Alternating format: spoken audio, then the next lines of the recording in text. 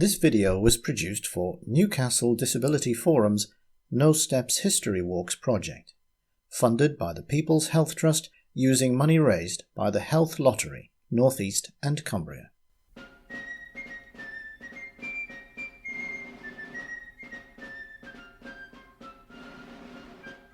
Here's a pub quiz question. Who won the Battle of Trafalgar? If you answered Lord Nelson, well, it's a trick question. The man whose plan led the Royal Navy to victory at Trafalgar was indeed Horatio Nelson, but the man who took the surrender and thus ended the battle was a bloke from Newcastle, Cuthbert Collingwood. Collingwood has been overshadowed by Nelson for 200 years, so it seems only fair to try and restore his reputation. For many historians, Collingwood and Nelson were a kind of dream team. One might not have succeeded without the friendship and support of the other. But it so happens that Collingwood was the steadfast, reliable, sober one. Nelson was the flamboyant, erratic one, a tactical genius, but not always sound in judgment. Cuthbert Collingwood was born in Newcastle on the 26th of September 1748. He went to the Royal Grammar School and then, at the tender age of 12, joined the Navy. His father's business was not doing well. There was no family fortune or land to draw upon. Cuthbert's cousin, Richard Braithwaite, was commander of the frigate HMS Shannon. The Navy was a good career move for a lad from a respectable but down-at-heel family. Under Braithwaite, young Cuthbert learned the basics of seamanship. From then on, he would spend a total of just 3 years on land over the rest of his life. Collingwood joined the Navy at an inauspicious time for Britain. After victory in the 7 Years' War, Britain's imperial ambitions had taken a knock in the form of its own rebellious American colonists, assisted by the French and Spanish. Midshipman Collingwood served at sea in the American War of Independence and on land with the Naval Brigade at the Battle of Bunker Hill in 1775. He showed good sense, courage under fire, and was shortly after promoted to lieutenant. A couple of years later he met another young officer called Horatio Nelson when they served together aboard HMS Lowestoft. It was the start of a lifelong friendship, and also a pattern whereby Collingwood tended to follow in Nelson's footsteps, despite being 10 years older. He succeeded Nelson in 2 small ship commands, and then had to go and rescue his friend after Nelson fell ill in Central America. Nelson had pretty much decided off his own bat to join what was supposed to be an army expedition across the Isthmus of Panama, which was typically impulsive and almost ended his life. After that, Collingwood was shipwrecked, rescued, promoted to command a 64-gun battleship, HMS Prince, and still found time to marry. In 1791 he wed Sarah Blackett, daughter of the Mayor of Newcastle, no less. They set up home in Morpeth, in a house that still bears Collingwood's name. They had 2 daughters, Sal and Mary Patience. Collingwood loved the Northumberland countryside, and during walks he carried acorns in his pockets, planting them by the hedgerows so that the future Navy would have plenty of oak trees for shipbuilding. Their idyll did not last long. In 1793 the new French Republic declared war on Great Britain. The resulting conflict would last, with some short interludes, until 1815. During this long war, Collingwood established a reputation as a good commander, liked and respected by his superiors and the common sailors. He had a reputation for fairness and compassion, unlike some officers who were prone to flogging men for minor offences. Collingwood gradually rose through the ranks, and in 1794 took over the 98-gun ship Barfleur and fought the French on the glorious 1st of June. The battle was not in fact very glorious at all. The British objective was to intercept a grain convoy from America to help starve France into submission. But the convoy got through, and both fleets suffered damage. Rather insultingly, Collingwood was one of the few captains not to receive a special medal from George III, an implicit slur. His response was to train his crew to fire their guns more rapidly than any other ship in the fleet. Gunnery, he firmly believed, was the key to victory. His gunners could fire 3 broadsides in 3.5 minutes. This is why the Navy's gunnery school is named HMS Collingwood. Other captains, and more importantly his commanding officer, Admiral Jarvis, shared his views on firepower. British tactics moved away from blockading French and Spanish ports, started to focus on beating them at sea. Finally, there was a major battle off Cape St. Vincent. Here Nelson and Collingwood both distinguished themselves, albeit in different ways. Nelson charged ahead of the fleet, guns blazing, and was soon surrounded and in serious trouble. Collingwood rescued his young friend, wrecking 4 Spanish ships in the process. This time Collingwood got a medal, plus the one he was owed from the 1st of June. Nelson, as usual, got most of the glory. In 1800, Napoleon became dictator of France, and an invasion of England had to be taken very seriously. Collingwood and Nelson were both assigned blockade duty. Collingwood, now a rear admiral, was weighed down with the burden of command and missed his family terribly. But he did at least have one companion, a dog called Bounce. Collingwood used to put Bounce to bed in his own little cot while reciting Shakespeare's sonnets to his dog. By the summer of 1805, Napoleon had assembled his invasion force at Boulogne, an army 115,000 strong. It only remained for the French admiral, Pierre Villeneuve, to get his Franco-Spanish fleet into position to escort it up the Channel.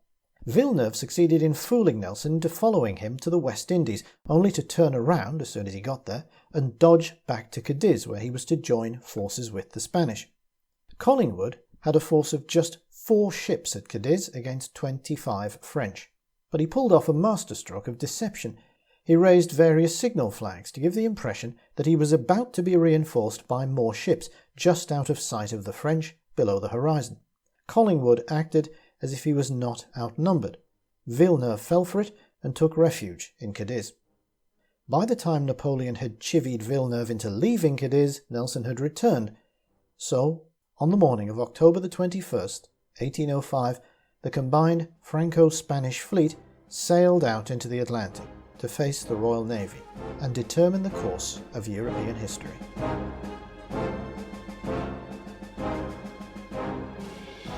Nelson's tactics at Trafalgar were famously unorthodox. Instead of forming a long line and blazing away as the fleets passed each other, Nelson formed his forces into 2 columns. The idea was to punch through the enemy line, so as to let the British superiority in close-range gunnery have full effect. It was dangerous, though, because it meant approaching end-on, unable to fire for a long time, while the enemy could deliver many broadsides. Nelson in HMS Victory led one column, Collingwood led the other in the Royal Sovereign. It so happened that Royal Sovereign had been copper-bottomed, which meant she was faster than the Victory, and pulled ahead.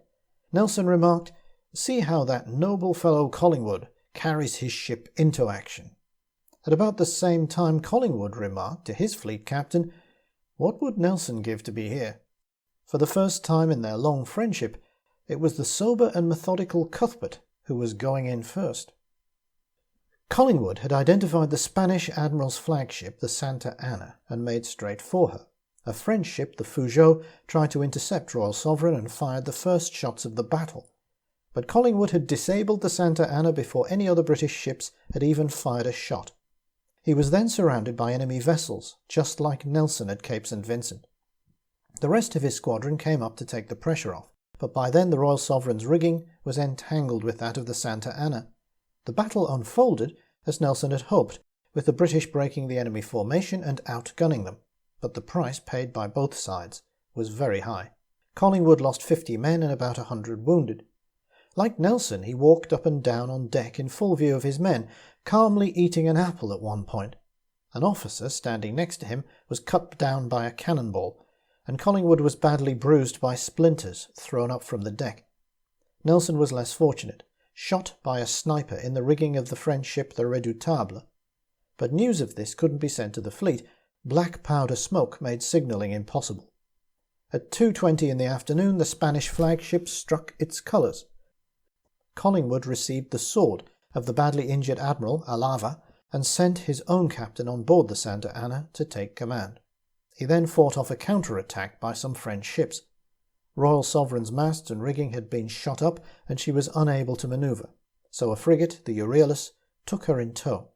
Collingwood moved towards the Victory and learned that Nelson had been badly wounded. Then Captain Hardy arrived with the bad news and informed Collingwood he was now in overall command. Hundreds of men had been killed, thousands wounded, and most ships were so badly damaged they couldn't anchor. This was a crucial point, because a storm was approaching. Nelson had earlier ordered the fleet to anchor when the storm struck, but he was dead now, and conditions had changed. Collingwood decided to ignore his friend's orders and tried to get the fleet to Gibraltar, along with 17 captured vessels known as prizes. The storm battered the damaged ships for 4 days. During that time, some captured vessels were wrecked, and a few escaped back to Cadiz. Collingwood ordered others to be destroyed to stop them being recaptured. No British ships were lost, which was Collingwood's main objective. The fact that he only brought home 4 prizes from such a great victory led to some criticism, but this was a minor issue compared to the national rejoicing over Trafalgar, mingled with mourning over the death of Nelson. Collingwood, incidentally, had his old friend's body preserved in a barrel of brandy. After Trafalgar, Collingwood got a peerage, a pension of £2,000 a year, but no leave. He never returned home to Morpeth, never saw his wife and daughters again. Instead, he took command in the Mediterranean and spent the next 5 years blockading what was left of Napoleon's naval forces.